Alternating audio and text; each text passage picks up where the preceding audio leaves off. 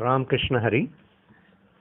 Today's question is a couple who got married and they have a children. Now any one of them, either husband or a wife, who got interested in spirituality and now forgetting their duties. Husband means earning money, wife means household activities. Forgetting their duties, they are simply always traveling for the yatra, satsang, etc. like this. So, is this accepted? Will it be right thing what they do? Is the question.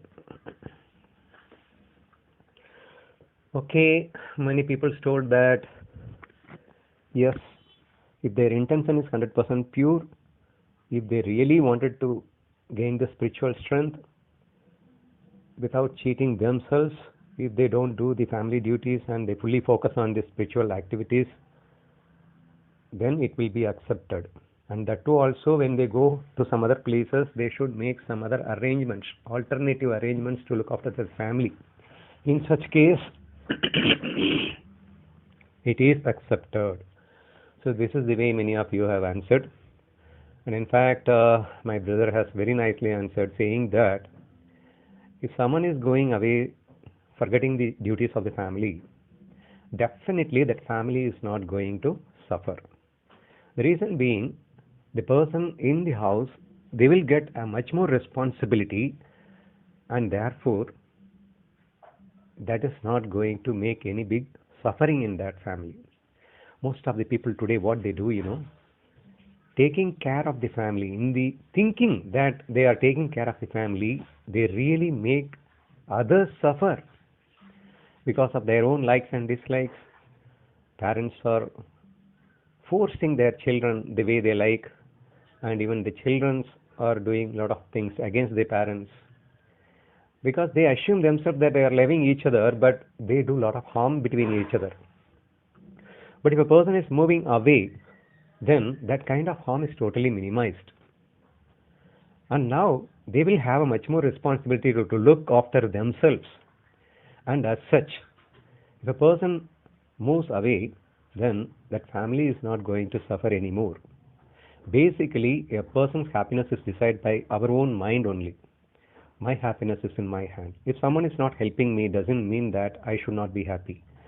I can manage with my own skills.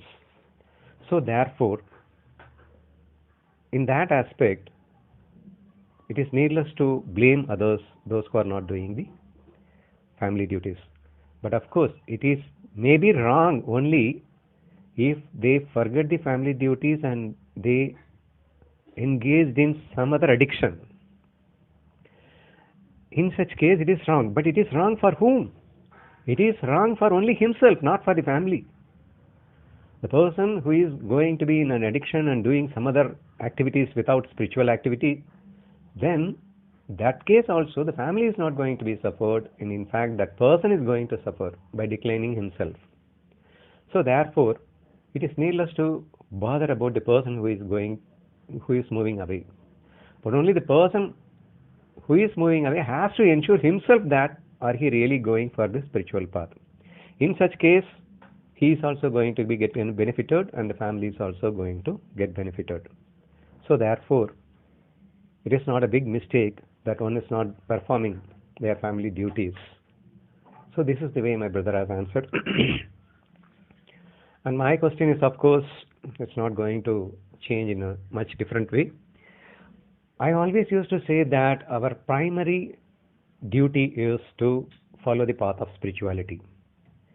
So if you forget the spiritual responsibility and if you perfectly follow the family responsibility, definitely that is not going to of biggest use.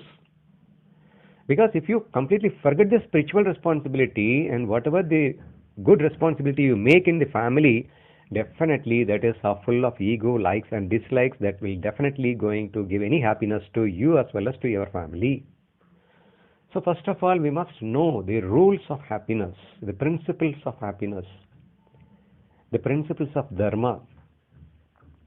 So therefore, the first and foremost important duty is to be to follow the spiritual path. So therefore, here the question is the person has engaged in the family and they promised each other to be stay for ever and ever, and now suddenly is moving to some other places for in the name of spirituality. How will it will be accepted? See, first of all, one must think that apart from the spiritual goal, whatever the goal we have, that is nothing but for the sake of fun and maya. Of course, two friends are playing between each other for what? Not for winning, just for the time passing. Similarly, there are a number of games out of which one such game is again the marriage. So, whenever we do whatever, see, marriage is also one kind of game, I'm telling you. Here, I always used to say that one must select a game which should increase his spiritual strength, or at least it should not decline his spiritual strength. So, therefore, the first and foremost goal is our spiritual goal, which is spiritual strength. And of course, as we came here to play the game, so we have to choose some kind of game and we have to play the game. You may be choosing a profession like a doctor or an engineer or whatever the profession. In fact, one such thing is called a marriage. So, whatever the choice you choose, but you must ensure that, and because of that secondary game, that spiritual strength should increase furthermore. In that way only you must choose.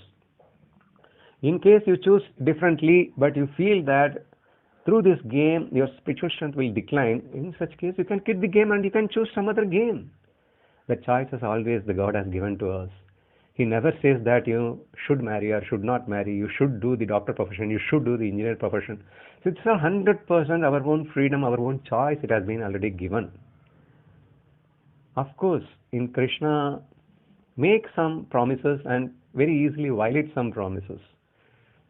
But his intention would be maintaining that love. So that is most essential. So without violating the love, whether you make a promise and break a promise, that isn't a big matter. You may say that before marriage, they each other promised each other to not to separate between them. Okay, that is all okay. But now the thing has changed. And therefore, before that, they didn't know about the real goal of their life. Now they started realizing the real goal of their life. And for that real goal, what is necessary, they have to do it.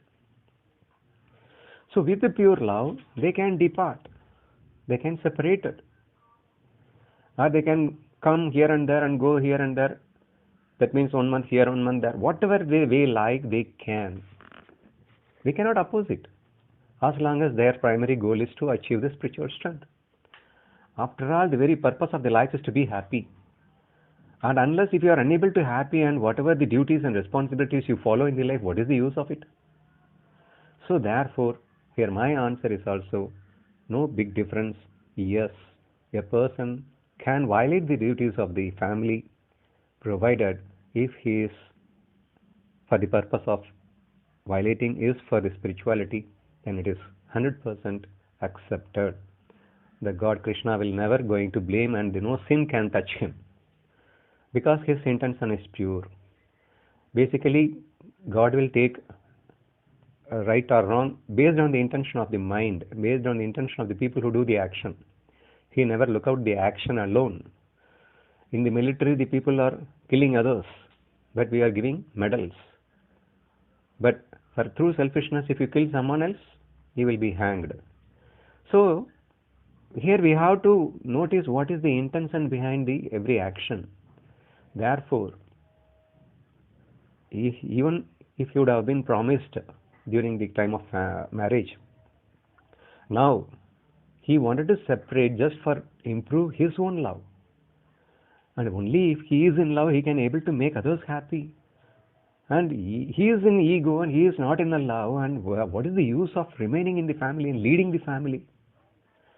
So, by the way of thinking like this, we can easily come to the conclusion that for want of spirituality, if you are need to violate the family duties, nothing wrong is my answer too.